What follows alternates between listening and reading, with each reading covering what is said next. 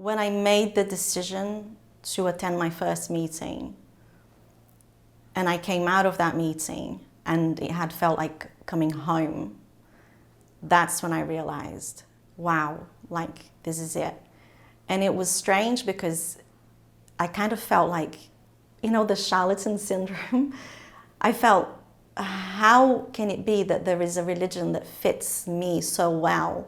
Should I be going for something harder? Should I be going for a religion that's asking things of me that I can't do? Should it feel this easy to participate in a religion? Because I had struggled so hard being a Catholic to reconcile how I felt and what I was hearing in church and what I was seeing about the church, that all of a sudden to see Quakerism so simple, so common sense, it felt like this can't be true. So, yeah.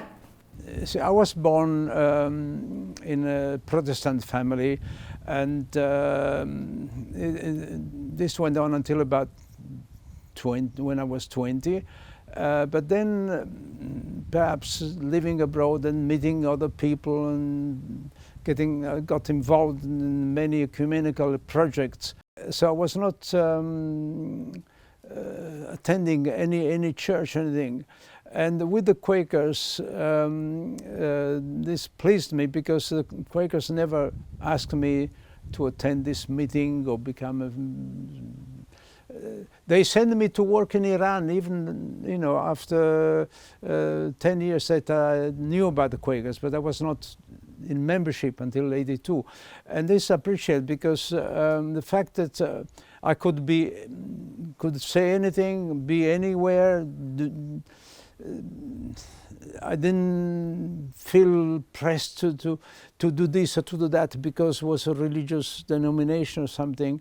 The fact that Quakers believe that everyone is that of God, that is important. Where you come from, to which group you belong, doesn't matter. And that really has kept me with the Quakers for all my life now. Non credo che ci sia stato un momento specifico, è stato un naturale, spontaneo avvicinarsi a questo mondo, a queste persone che ho seguito anche all'estero, agli incontri internazionali, e ho trovato una grandissima accoglienza. That's a hard question because I grew up Quaker. So it wasn't until after high school that I really noticed a difference between Quakers and non-Quakers. And it was a long time before I got back in touch with a Quaker group, because right after college I came to Italy and just assumed there were no Quakers in Italy, but I have always been Quaker. I've continued to go to my meeting when I return home. So I can't say that there was ever a real moment. Il momento che è stato più profondo spiritualmente è quando Pier Cesare Bori, che è stato il fondatore del nostro gruppo, mi ha dato molta fiducia e mi ha fatto organizzare un incontro nella mia città. E qui un ragazzo che non era quacchero e che avevo invitato io perché è un omosessuale della Chiesa Cattolica, si sentiva molto rifiutato dall'apparato ecclesiastico classico, invece nel nostro incontro quacchero ha detto c'è un brano del Vangelo che dice la verità vi farà liberi, ma anche è vero il contrario, mi sono reso conto, cioè la libertà vi farà veri. E io ho proprio pensato, questo è il posto dove si può vivere questa cosa, che la libertà ti rende vero. I had a moment where I realized that I was a Quaker very early in my experience of worshipping among Quakers. I had been away for a weekend with Quakers of a similar age to me, aged between 18 and 30, and I was in my early 20s at that time. And I'd been a long way away in a place called Newcastle, and I lived near Colchester in Essex. It was sort of several hundred miles away. And having had that momentous weekend where it was really affirming to me, I came out of the station, the train station, and a barn owl flew over my head. And there was something about the message for me of that bird flying so close over me in the centre of town that just clicked and told me, yes, this is the right place, you're on the right journey for now. And the next day I wrote to the clerk of my meeting and said, I would like to be considered for membership of your meeting.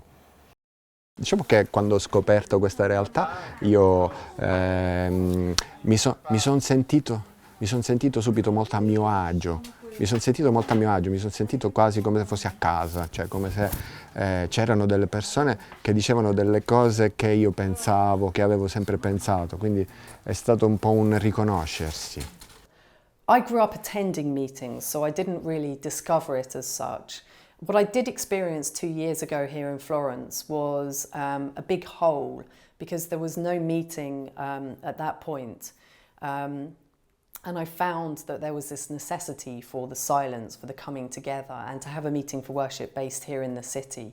And so together with 4 others, we created a meeting for the first time in 30 years. Credo, e io sono arrivata nel gruppo Quaker assieme a mio figlio che all'epoca aveva 5 o 6 anni, e è stato questo senso di comunità anche con gli altri bambini che mi ha fatto anche sentire a casa.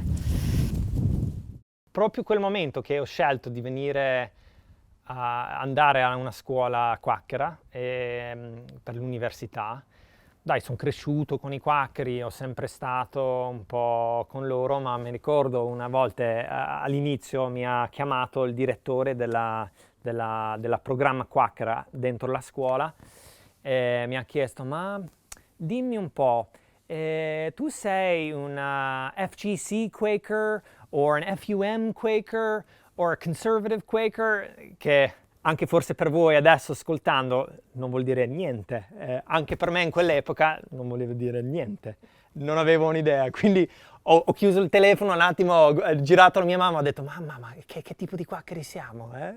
E quindi lei non poteva rispondere neanche lei, perché questa è una cosa che viene più dall'est, la costa a est degli Stati Uniti. Però da lì, da quel momento sono entrato dentro un contesto quacchero, ma un contesto quacchero molto diverso da quello che avevo vissuto crescendo.